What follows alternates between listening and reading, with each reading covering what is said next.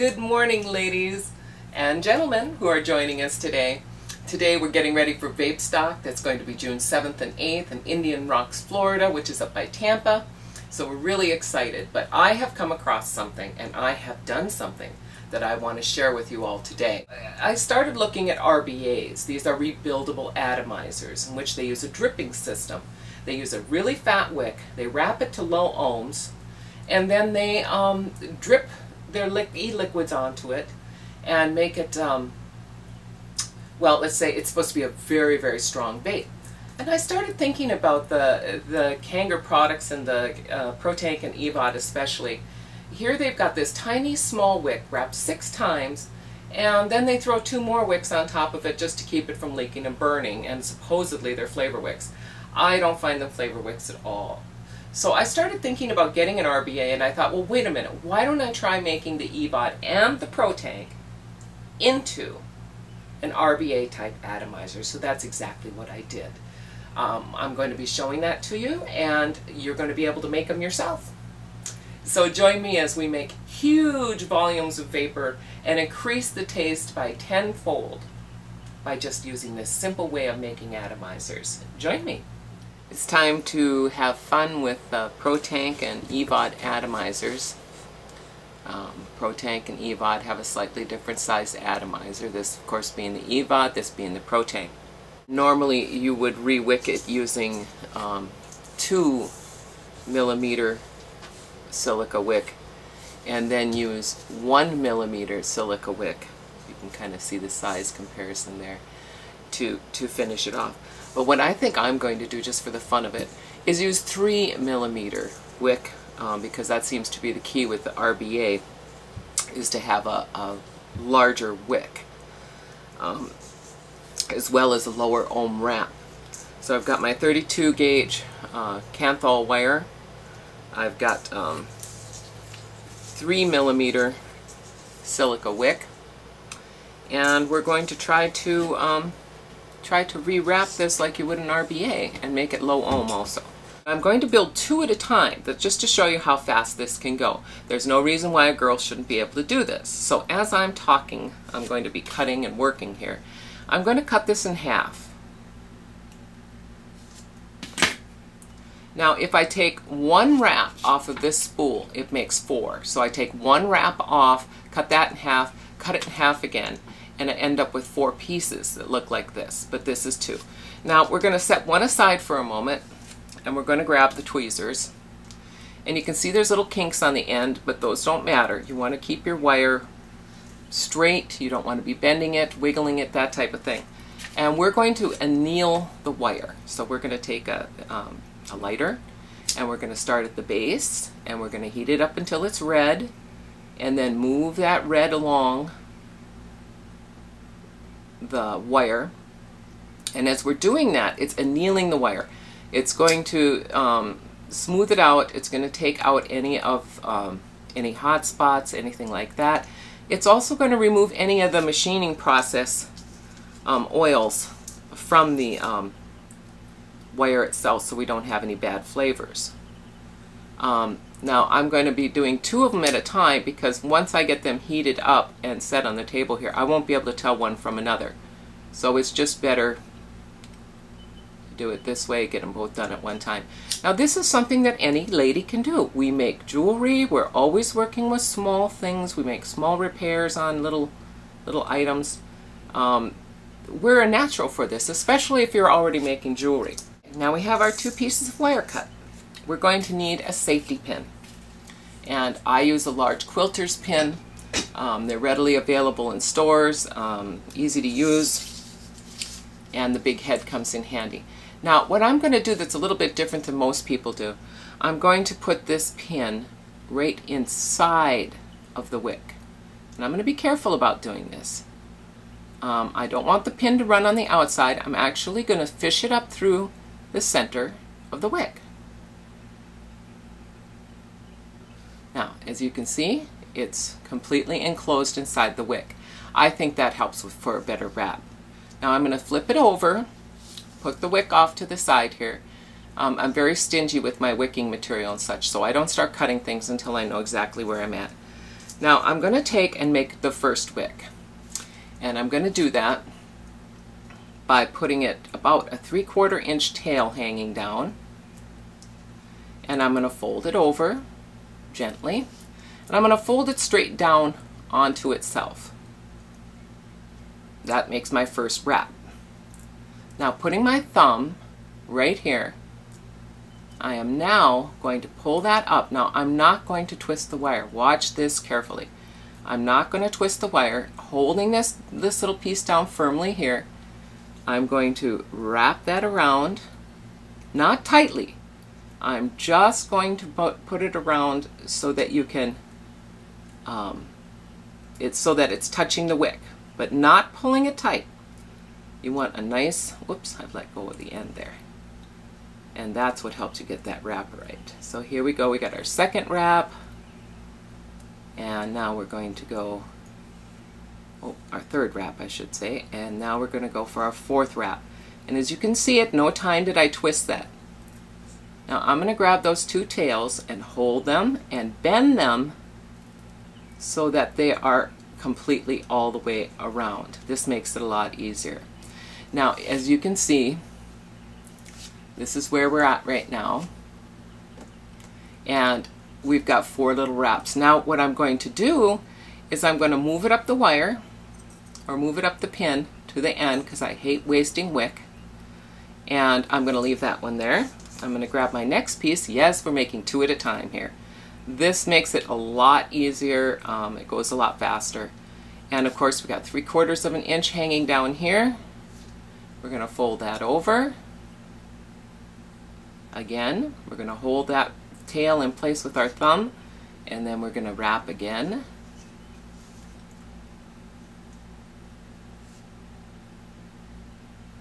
Just wrapping around loosely. Not so loose though that the coils are above or below, or on top of each other, or too tightly. Now we've got 4 wraps on this one. Now this is going to give us a low ohm atomizer. Now here I am, you can see this here, I am kind of pinching it together because they were kind of spread out. And we want to make sure that they're nice and even on there, and nice and even on here.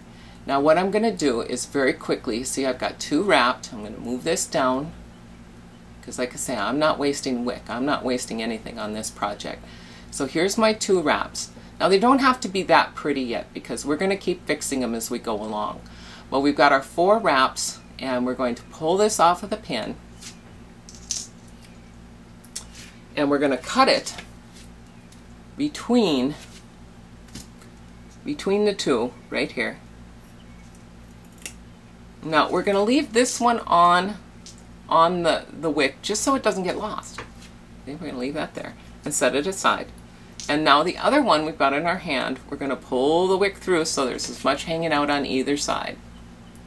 Now we've got 4 wraps. Now we're going to put the pin back in.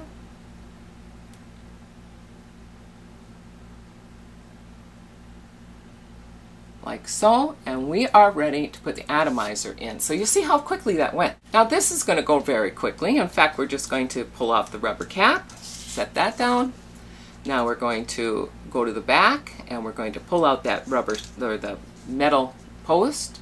Now we're going to pull out the rubber stopper, and most times the wicks come along with it. And look at the difference in the size of the wick here. I think you can pretty well see that. We're going to throw that wick away. And we're going to take our atomizer, turn it around, we're going to pull that top stem off, and now we have the body here. Now what we're going to do is we're going to take our 2 tails, and at this point we straighten out our tails. We don't want to kink anything during the process, but we take our little atomizer wick here, and we're now going to fish these 2 ends down through the top and get the pin to sit firmly in the channel, like that. Now we're going to take the first one of the 2 wires and bend it off to the side, and that's going to help us hold it in place. Second of all, we're going to take the rubber stopper, we're going to slide that down one of the wires,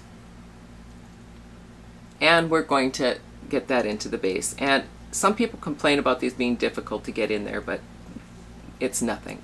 There. See how quickly that went in?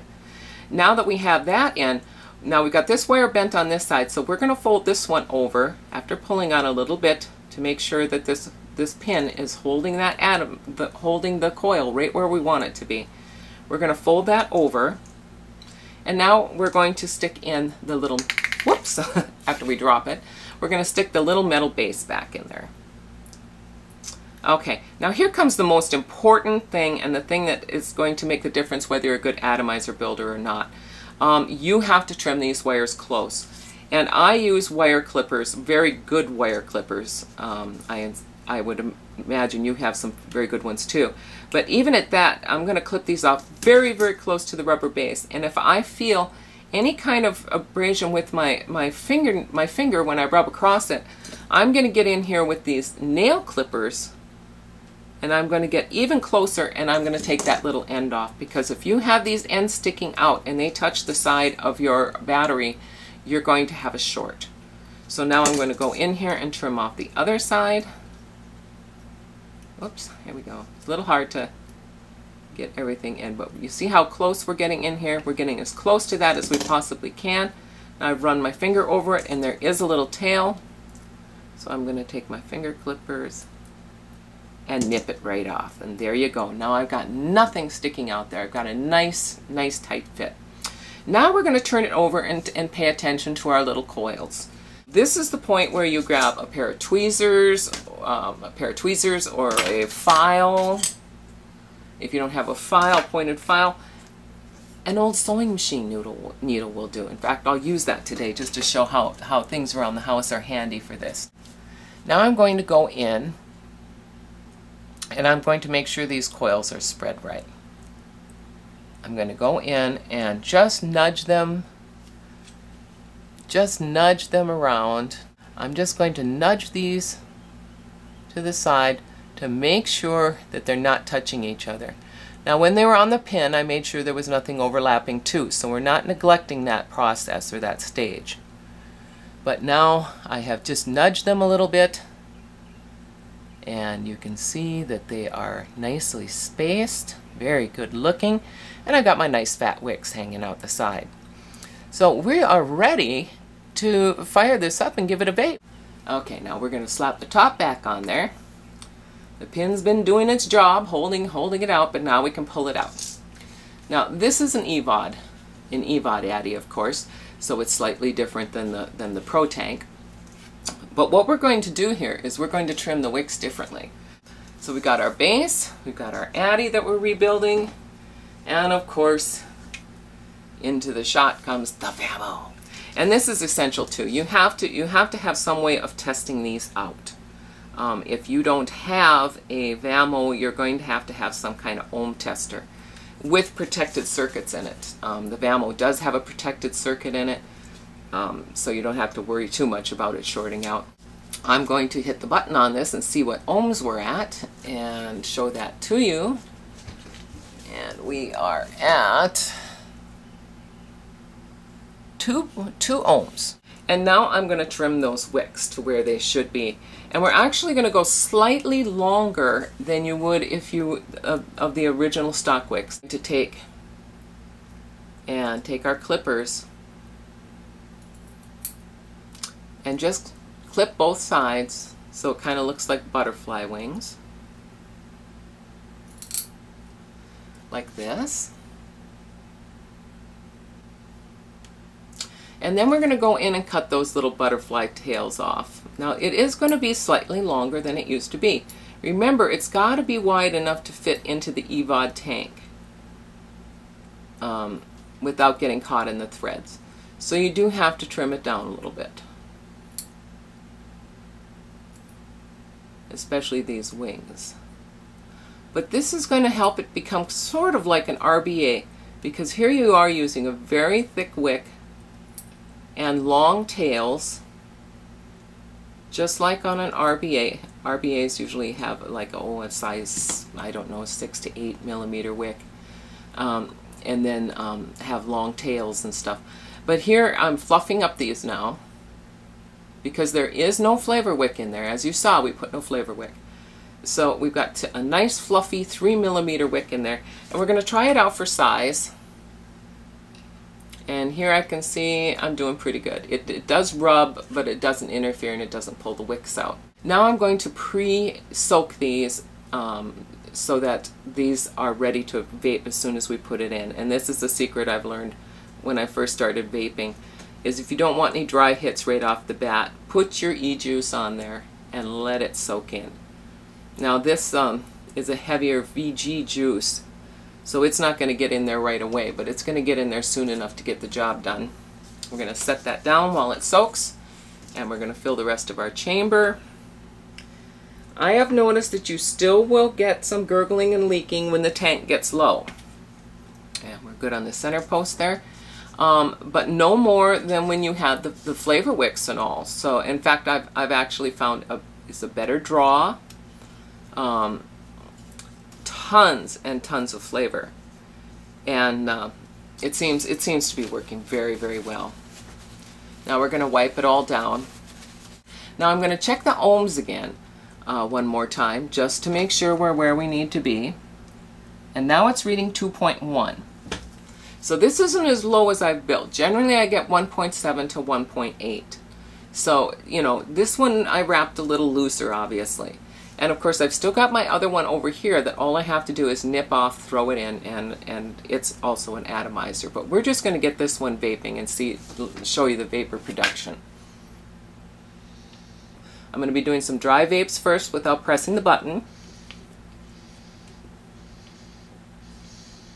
And now I'm going to do some light hitting.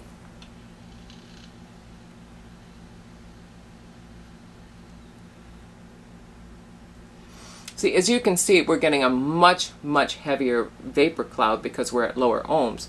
But also with the wicking, we're getting a lot more flavor too, without those blankets, flavor wicks, I call them blanket wicks, coating the atomizer. The atomizer's free to do what it does best. Every once in a while you do get a little spinning up to the mouthpiece and in your tongue because you don't have those flavor blankets keeping it from doing that. But I haven't had that happen more than every once in a while. But I think you're going to find you've got an extremely better vaping experience. I think my flavor has doubled, if not tripled. I'm having less problems with gurgling. I'm having less problems with leaking in general. When they're sitting in the box, they're not leaking at all.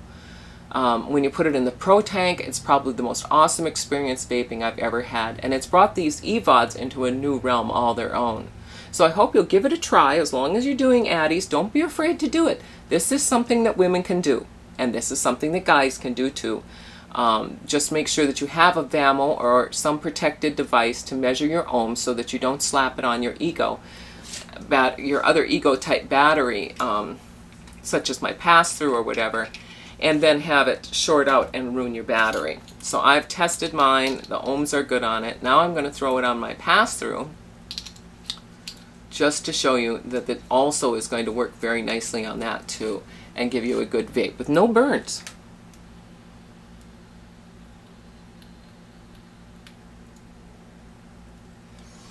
Really good. I mean, I'm getting the kind of vapor out of a pass-through. This is 1000 mAh ego pass-through.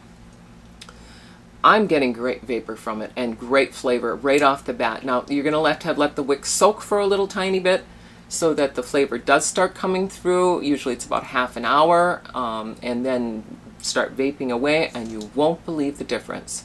So don't be afraid to try this. This is a great thing. I highly recommend it. As long as you're making addies, you're going to save money, you're going to have a better vape, and you can especially save money, especially when they're selling them for $2 a piece. Now, the Kanthal wire, the Silica wick, I'm going to have a link down below so that you can get them and try it out for yourself. Just follow those simple, easy steps, and you'll be making 2 addies at a time, and you'll have a wonderful vaping experience.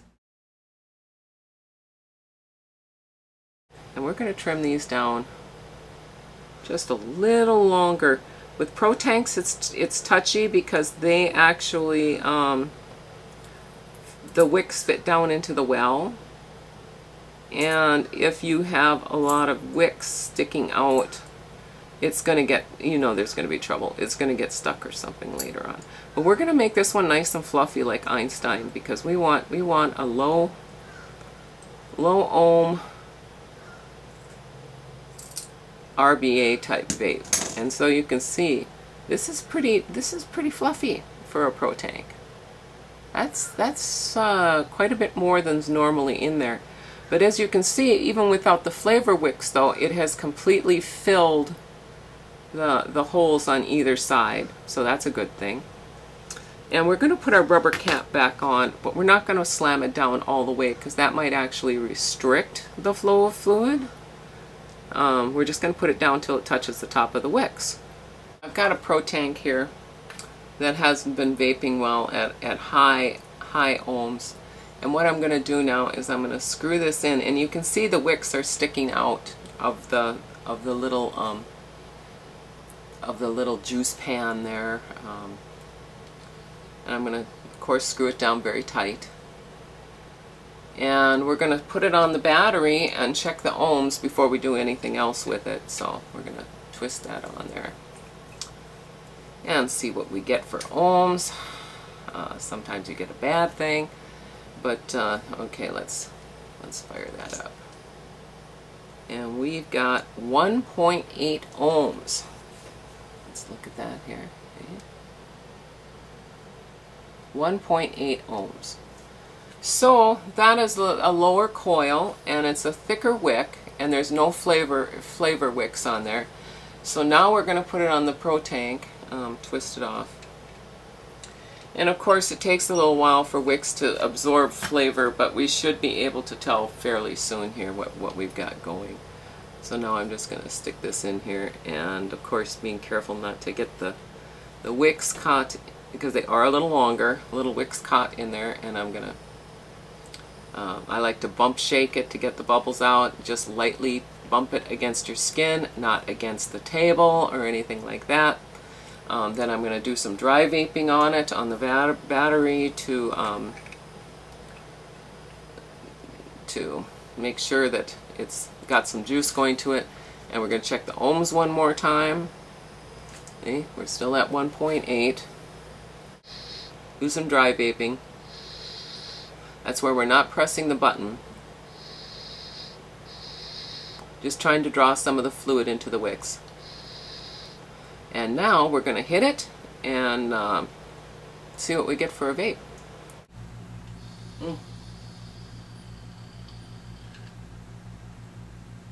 Now that's vapor.